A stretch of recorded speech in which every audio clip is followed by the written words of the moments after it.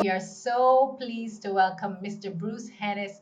Bruce is a global economic and financial analyst. Bruce is also an author, a speaker, a consultant, and we are delighted that he's here to share with Dawn, thank us you today. very much for having Welcome, me. I Bruce. really mean Thanks for that. joining us. Pleased to be here. Okay, and let's dive right in. But before we start, I'm going to give a disclaimer, Bruce. In all of my academic career, the one subject that I failed was economics. Over and over. I think I failed it 2 times before I could pass it. In all my academics, I've not failed another subject. So when you talk to me today, talk like break it down and make it easy to understand so that others like me that don't know much about Right. Yes, finance or ma'am. economics at all, that we can understand. Yeah? Well, that's my love. You're actually hitting two areas, but there's an objective. And my objective is really to isolate in the midst of all of that what I call high performance businesses. Okay. Now, these are companies that over years of studying for decades, they've basically stood the test of time. Okay, some of them have gone as far back as 1695, or as I would say, as up to where I can get good, reliable data. Um, they're performed well, not just over time, but they're performed well in terms of their revenue growth, in terms of their profitability, in terms of their share prices, in terms of their dividend payments. They've withstood just about every possible economic calamity, even the ones that we're in right now, over the test of time. That's the financial analytical side. And now the Wow. economic side, Okay. in the midst of all of these companies exist within an Right. environment, and the environment is really an economic climate, whether it be in their domestic country or whether it be a global climate, like Okay. pretty much again what we're in right now. And so that's the economic side. So I tend mainly to look at Mm-hmm. the largest economies in the world. So I would focus on the United States, China, the United Kingdom, Canada, and as a sort of a benchmark for some of the smaller growing nations, I would use Israel as a kind of benchmark to see what's happening there. And right, and I would break these countries down into detailed spreadsheets showing how the entire economy is made up, all the different parts, right? And what I'm looking at are things like economic performance, such as what we call their gross domestic product, which is a measure of their overall economic output. That's the overall big picture. I would look at their stock markets. Why? Because when you see a stock market crashes, when you see a stock market going into a crash, it basically means that people are going to lose their wealth. So I'm looking at that, and it's going to impact the growth of a country.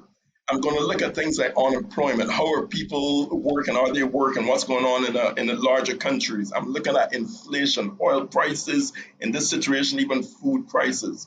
1973, 74, oil prices took off because of a crisis, but I'll get to that later on as we talk. Interest rates are the central banks in raising interest rates, and when they do so, they're going to impact their exchange rates. So I'm going to look at their exchange rates as well to see what's going on there, because if the exchange rates are too low, like what is now happening in England, it means that when you go to import stuff, you actually have to spend more money, and so that's going to hurt you.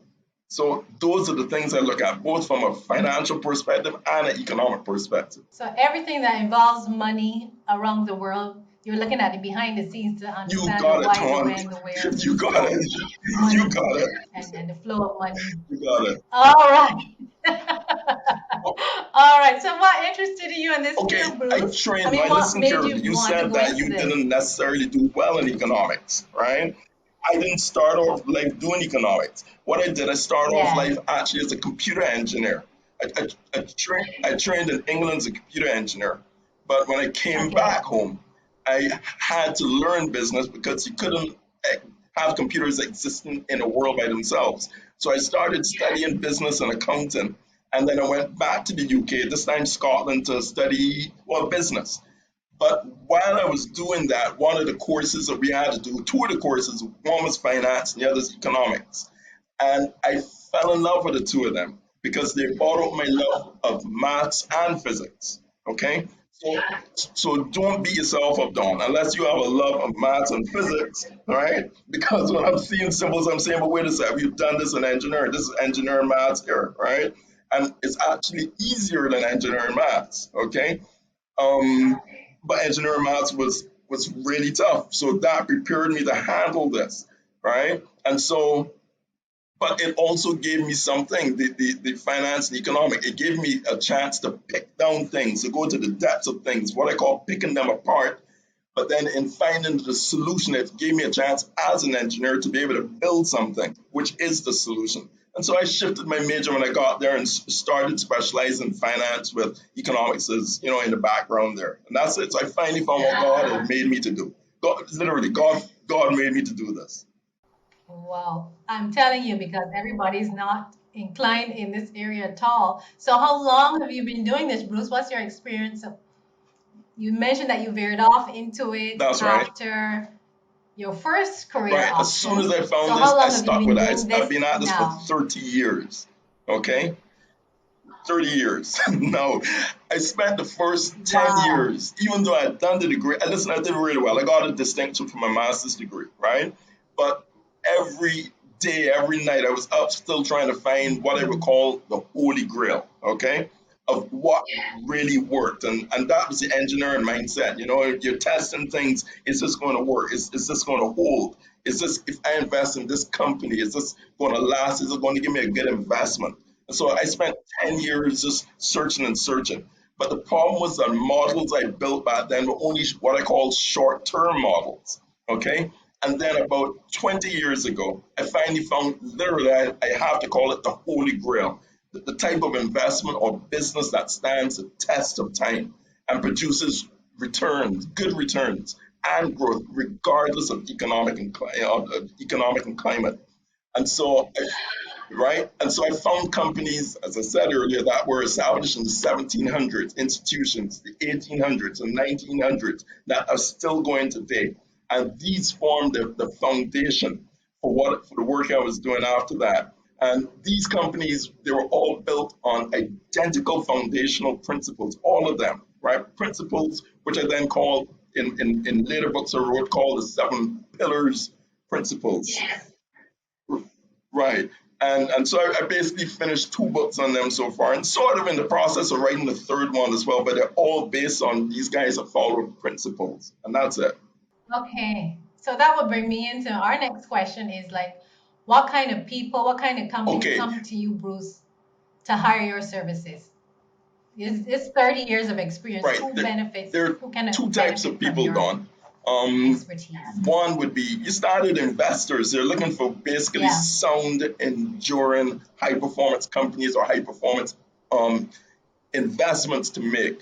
And for long term investment, right? And that's pretty vital. Again, Okay. we'll talk about that as we go on as well, right? But then, most importantly, we're looking entrepreneurs. They come and ask for advice. I was talking to a guy just probably a few weeks ago. They're asking for advice because he heard me talking about one of these companies, and basically they want to find out that based on this research, as I told you, 20 years of this, and of the actual research in these companies since 1999, how can they themselves build a generational so they can pass on their children, grandchildren, etc. A high performance business. One of the last guys I was looking at last week before I closed off was one company that was set up in 1755, 1759, and still going today, Don. Still today. Oh. So people basically, well, business people or individuals that are looking to just form a firm foundation, a firm financial foundation that, as Yeah, you you say, hit is it. going to be generational, You produce hit it. That's generational right. wealth. You hit it So you right can there. help in that regard. Yeah, you hit it. Ah, okay. So what kind of skills and qualities Okay, somebody that's in this field, what do they need? What right. kind of skills they have, what Listen, kind of you qualities they talked, for have? instance, about yourself, let's say struggling with or fighting up with economics. Okay, it might not have been what God Yeah. gifted you to do necessarily, right? But years ago, you asked me this question, let's say 10, 20 years ago, I would have said, look, you need to be highly numerate. You got to be able to sit down and analyze numbers and such like. right? But as the years went by and I started to study things and people call me and talk to me and things, I started recognizing no, there's more to it than that. And I started seeing things differently. There was this guy that pretty much confirmed my thoughts. His name was Philip Carret. If I have the right pronunciation, he was born in 1896, died in 1998. He died at 101 years old. Um, he was an investor and he founded basically one of the first mutual funds in the United States, and it's still going today. And he did that in 1928. So he basically established a mutual fund just before the Great Depression and one of the worst market trials. And so it stood the test of time. And Warren Buffett said that this guy had one of the best long term investment records of anyone that he knew. Warren Buffett is currently one of the richest men in the world. Okay. And what this guy said, look, I just buy good companies and then I sit on them, right? Long term. So I recognize no, it was just more than just looking at a company's share price or a company's balance sheet or profit and loss statement. He said, look, when he looks at those figures, he comes to the next hardest part. The term he used was I start to appraise the management of the company. And so this is where the people aspect comes in. You know, people would say it's a spirit of discernment, I'll be candidly honest with you, Dawn. I found that that was the most important thing to come down to the people level, right? And so you can look at the numbers if you want, but at the end of the day, you are investing in a person, and for that, you need that gift of discernment more than anything else, right? Okay, and the importance of it comes for argument's sake, and I can give you a quick example if it's okay with you, right? There were two companies, still are two companies, Hewlett Packard and Apple Computers. Now, there's this guy, Steve Wozniak. I call it the story of the two Steves. It's on my LinkedIn page. Steve Wozniak, before he met Steve Jobs, right on, Steve was working at Hewlett Packard and he was basically designing and building calculators, scientific calculators for Hewlett Packard during the day. But in the night, he'd be working on a design for what became the first Apple computer, Apple One. And so Steve Jobs convinced him to come over with me. Okay. And so he left Hewlett Packard. He said he spoke to Hewlett Packard and asked them to take his design, but they said no. So he left and joined Steve Jobs. At the end of the 2020 financial year, Apple Computers had revenues of, this is 2020 now, of about $274 billion. Hewlett Packard, on the other hand, had revenues of $84 billion, one third. Okay. So I just want to point out how valuable the person is. He left Hewlett Packard and went over to Apple Computers. The two of them started from scratch in a garage. And within, how many years, he added that much value, a company that was now three times larger than Hewlett Packard. Yet Hewlett Packard had a 30-year head start on Apple. So when you put the whole story together, you start to recognize people have value, and if you can discern the right people, then you're okay, right? Turn. Yes, ma'am. Okay. So let me ask you this, Bruce. Suppose I was to come into a whole bunch of money. Can I come to you and say, Bruce, where and how can I invest this money? How can I make it last? How can I make it grow so that my two Yes. sons What I have, enjoy yes, some of this wealth? yes. What I have in my Yes? spreadsheets, I like my spreadsheets, is I forgot how many companies. I have about a spreadsheet with about a workbook, an Excel workbook with about 190 pages or so. Okay, each worksheet is a different company that I study, and they're what I call them seven pillars companies, and they're companies that have basically stood the test of time. And I would give a couple of names: Coca-Cola for argument's sake, right? I would like Colgate Palmolive, Kraft. It used to be I used to look at Kraft individually. I used to look at Heinz individually, but now they've merged to form Kraft Heinz. But the reason why I look at these companies was because part of my research going back those 20 years, I came across a book years back. I was lecturing at the university at the time, went downtown one day, I saw a book by a guy. He had built this company at the start of the Great Depression, a construction company which normally go busting during the Depression. Yeah, he survived, he thrived, okay? And I said, wow, but the models and principles he was using, I said, look, I'm an engineer. Generally, we test these things. You don't jump at a conclusion. And so I started searching deeper, and I came across another Yes. book about business written by a priest in, I think, 1873. So I got the book and I started going through it in great detail. And all the companies that he was talking about, I started extracting them and doing what I did best, going and running the numbers. And when I found that these companies had stood the test of time and the priests had highlighted them and extracted them, I said, okay, fine, we have something here. And so that's when I said I evolved and evolved. So I started adding companies. So there's a long range of companies that follow the principles. Ah, And now that's the thing. That's why I talk about having the spirit of discernment. So I start to look. I look at the founder, right, yes. and that's very vital because the critical thing with all of this really is like, for instance, Rocky Fowler. People knock the guy, but I read his book Titan, and it was a shocking book. He actually was a Baptist deacon before he got into business. Started with $2,000. Some of it he had saved, some his dad gave him as a loan, which he had to repay to his dad.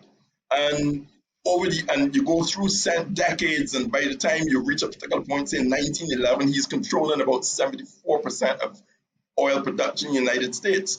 But he said a critical thing. He said the weak, immoral man is destined to be a poor businessman. So even Rocky Fowler understood the importance of having the right people. The weak, immoral man was Wow. destined to be a poor businessman. So what he did, and I guess he did it from his background as being a Baptist deacon, he started to assemble a team of, let's say, we would say in today's age, bright young men.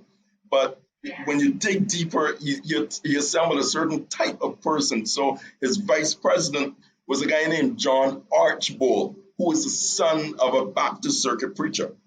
And then he had another guy who was a guy that attended with his wife the Baptist church that Rocky Fowler attended, an engineer.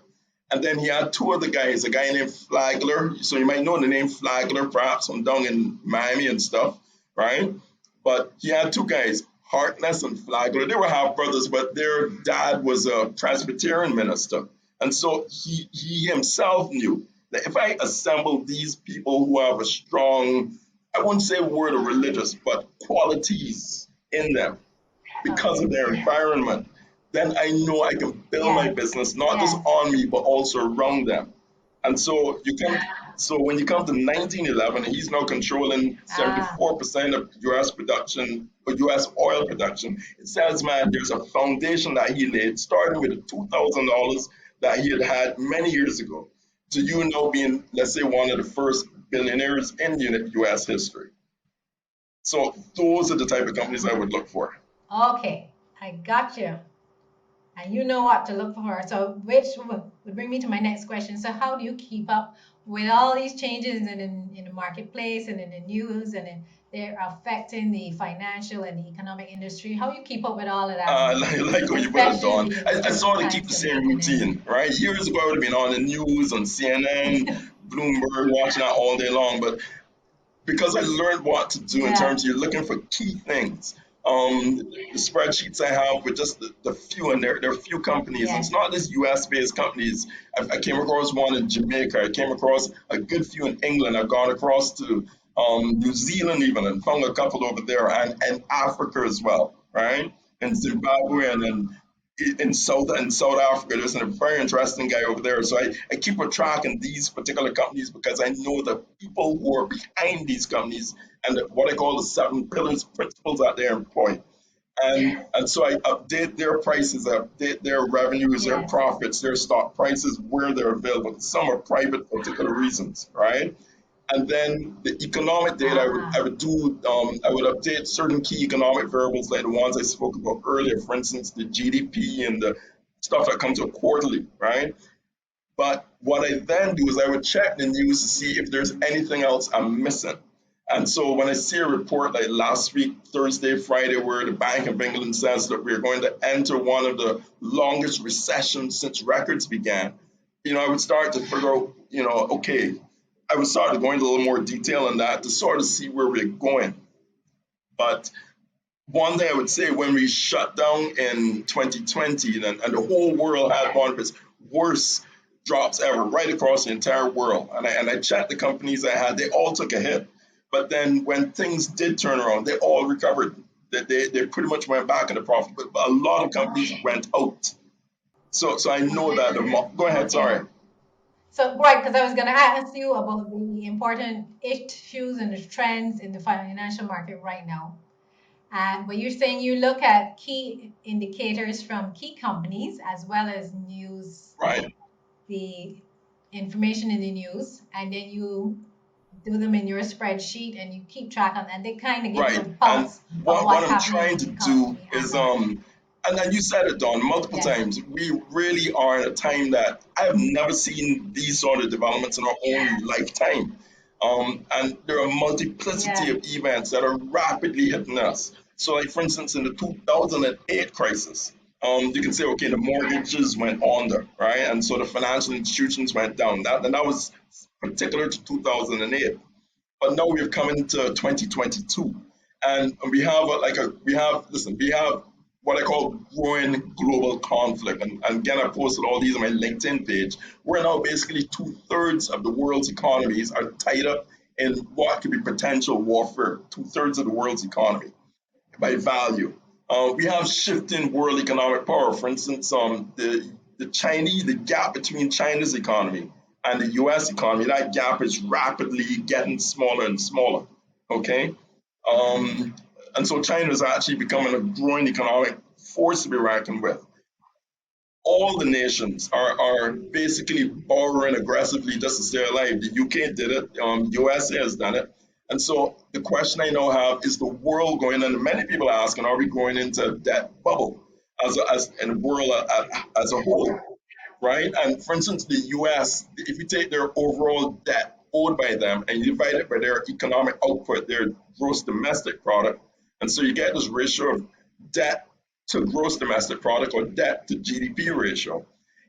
In 2020 and 2022, it basically reached its third and fourth highest levels ever since 1790. Okay.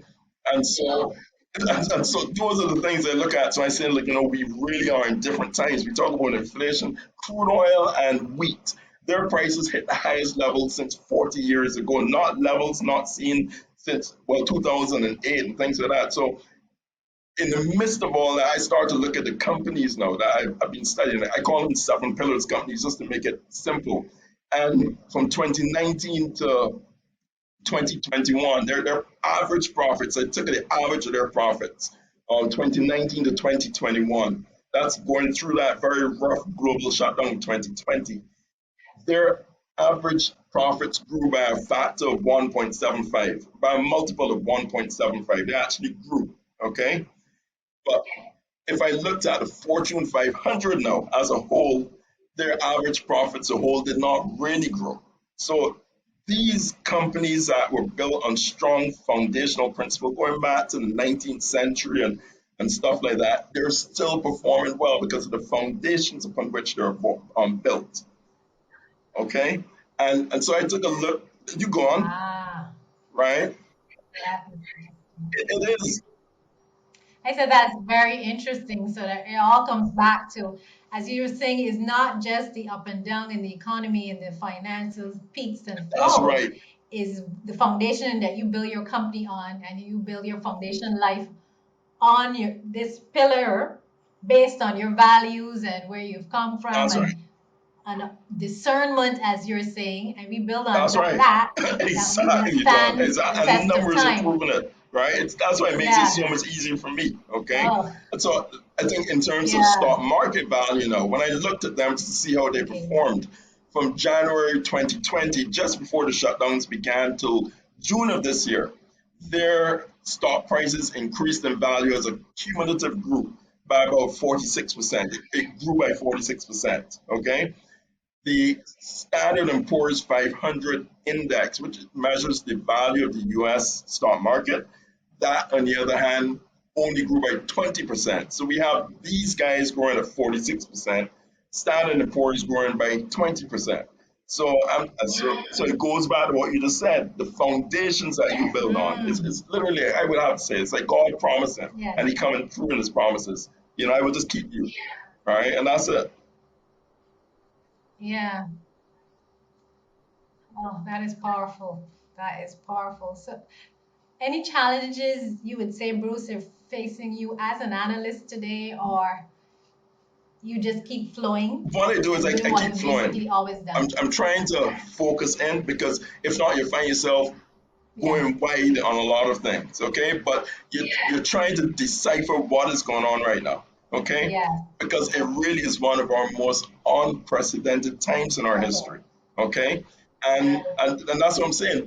When I talked to you earlier about Yeah. having discernment, when you come across a season such as this one, you recognize that there are these things called Shemitah years, or every 7 years what you call a Sabbath year. Okay, the Jews know it well. It's actually written down, strange enough, in our Bible. Listen, I think in Leviticus chapter 26, and every 7 year cycle, and starting from 1951, and so you'll find it happen in 2008, which was part of the 7 year cycle. You'll find it in 1930 for the Great Depression, which was part of that cycle. You'll find it in 1873, which was a long depression. You'll find it all the way back in 1769.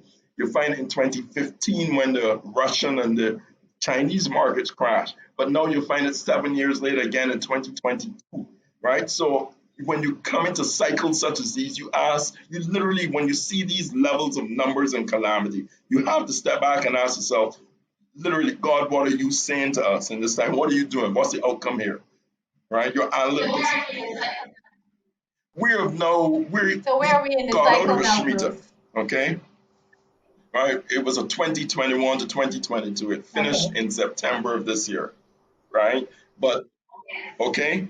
But the thing about the Shemitah cycle is that Oh, coming yes. out of it can either be very damaging or very good. And so far, it looks very damaging to me. Right? It looks like, as somebody pointed out to me years ago, they saw a tsunami hitting us, and it did. Just before the Shemitah of 2007, 2008 began, just before it began, this guy, Nouriel Roubini, another economist, met with IMF and said, look, you guys have a housing crisis coming, you have a recession coming, you have bonds that are going to crash, and everything he predicted, a nice Jewish guy, everything happened, right? And so that was 2007, 2008. And so we Wow. know we come into 2021, 2022, and it got worse, right? So now coming out of this, so when you're hearing the Bank of England saying, look, we're going to go into one, clearly, as you said, a season of warfare, a Mhm. season of everything that's not good. So your foundation's now going to be tested. Okay. That is and some powerful stuff to think about, Bruce. Wow. Bruce, before you go, I want to ask you any advice, not me, but anybody that is interested in going into the financial market, the as an analyst, just like you are, any advice for anybody Yeah, aspiring to be a you have to keep financial you have to keep analyst? reading. I mean, like I said, I got my degree 30 years ago and I haven't stopped reading. All right, yeah, and you have to read widely, and you have to be willing to keep on learning. Wow. And so, even though I did engineering as a computer engineer, and even the latest programming languages, for argument's sake, that are available now to a younger generation, I've had to go back and learn those now because they can do way faster than what I was able to do 30 years ago, such as languages such as Python, right? Python can do in two commands what used to take me a whole day to try and figure out what to do, right? Okay, so you have to be able to keep up all the time because things will always improve. Okay, but most importantly of all, I would say you also have to keep a spiritual perspective, a high level perspective on everything that's going on around you at the economic level and at the corporate level. Right, because that's the ultimate, I find. Okay, thank you. Good advice. Bruce, before you go, I mentioned at the beginning that you're an author. You mentioned two books. Can you tell us a little bit about your books and where we can Okay, the find them and how first we book can I get them wrote was and what they're called about, basically? Ancient Business Secrets, colon, Prayer and Profits. Okay? Uh, Okay. prayer and Profits, Oh, I think right? I need to get That that one one. Yeah. was, Go ahead. I call it Ancient Business Secrets because they really went into the, let's say, old Jewish ways of prayer. Okay? And what I did, I went through in detail business people and people who had set up institutions. One guy, I referred to him, 1695. He set up an institution, nothing but prayer. And it lasted from 1695. Today, it is still going. It was in Eastern Germany, and that is significant too because Eastern Germany at the end of World War II would have literally gone downhill. But he survived, and he built, as they said, basically a city within a city, starting with nothing but prayer. He had just a couple of books, and he said, "Out of this, I'm going to do great things." And he did. There was a guy, George Mueller, who built 5 orphanages. Now, these aren't small orphanages; these are humongous entities that he built in Bristol. But I had numbers for him. And so I was able to grab his numbers, and that took a long time, nearly a year or two, and analyze them in addition to my work. So I would come in at nights and get up and study his numbers in detail. I like numbers. And the numbers to me were amazing, right? He was able to outperform anything I'd ever seen before. Nothing but prayer. He did not ask for any help or anything like that. He built these 5 humongous orphanages in between 1845 and 1870, I think it is, 25 years. And they still exist today. We are now in 2022, so his orphanages are still in Bristol to be found, right? And a lot more things he did. Wow, that's All that's in that book. so And all that's in Bobby this book Lolly, that you Brian wrote. Green, I just went through all these business people I'm who had definitely getting this nothing book. left but prayer and how it turned off. Even Conrad Hilton, Hilton Hotels. Um, he went bust in the Great Depression. That Great Depression was a Yes. shaken season, but he went back to prayer. So much so he then convinced, I think it was Eisenhower, the U.S. president, to have what they now call a day of prayer in the United States, a national day of prayer. So he went back to prayer and Mm. managed to build back his empire. He lost everything. He lost everything, right? And so from that, the second book, I call it That Extraordinary Leader. And I use the word that because there are not very many, okay? And these, that's right. And these are the guys now that we spoke about, that I was telling you about during the conversation today, and the principles that they used to build. And to me, it was just amazing what they did. So much so, I spoke about Asa Candler. He started, well, he took over and built Coca Cola. So I go into all the principles that they did and how they were able to accomplish these things and such like.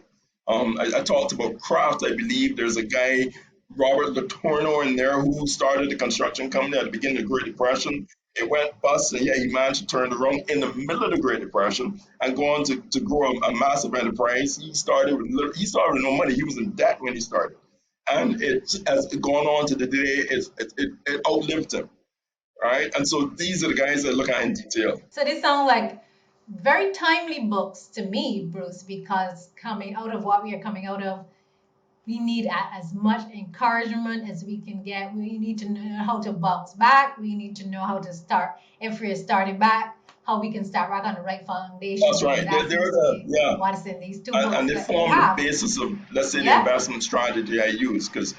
As I said earlier, you're looking at people, and so the secret is actually there as well. Okay. Okay, of ancient business secrets, prayer and profits, as well as that extraordinary leader. They're both online. One is in Kindle format, right, and the other one is in paperback format. So they're both available at Amazon. When I say online, both at Amazon.com, right? Oh, great. All right. I will look for them. And where can we get in touch with you? You mentioned you had a LinkedIn page, all your They information. can But directly if somebody message me wants on to reach out to LinkedIn, you, how will they or find you, Bruce? they can email me. My email is quite simple. It's Okay. my name, which is Bruce Hennis, Hennis, strange last name, at gmail.com. All right, Bruce Hennis at Yeah. gmail.com. It's that simple. Thank you, Bruce. This has been delightful. And for even for me, that, not so strong in economics, and it has been enlightening, but for also for me as an entrepreneur, it is interesting to hear, and it is encouraging to know that if you build on a right foundation, you keep going on the right foundation, that you can That's manage and right. stay stable and stay on the rock that is That's not right. shaking in all the turbulence of the times. Thank So you. thank you so Thank much you for as well, sharing, Dawn, Bruce. for having me. Thank you, thank you, thank you. And it was a delight. Thank you for viewing. Remember to follow us on Facebook, Instagram, and LinkedIn, and bookmark our websites. If you are a professional interested in contributing to the discussion, please call or email us at the contact information on your screen. Until next time, keep innovating. All the very best from the Rethink family.